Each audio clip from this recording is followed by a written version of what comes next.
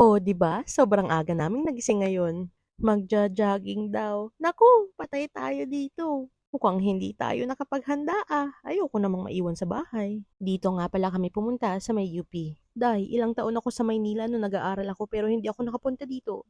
Hindi kasi ako laog.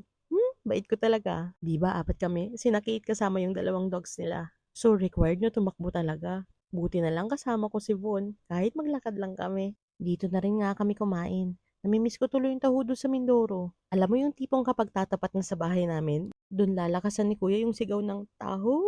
Alam na bibili eh. Ngayon na lang ata ulit tong naabot ko tong 10K steps. Pwede ay. Ayan nga at pagkatapos namin mag-jogging slash walking, sumama ako kina Von at Kate sa palengke. Siyempre, tinanong ko yung mga presyo ng karne dito. Bakit kaya mas mura ang baboy dito? Grabe talaga sa Mindoro, day. Eto nga at umuwi na rin kami at nagluto na ang napakasipag namin na chef.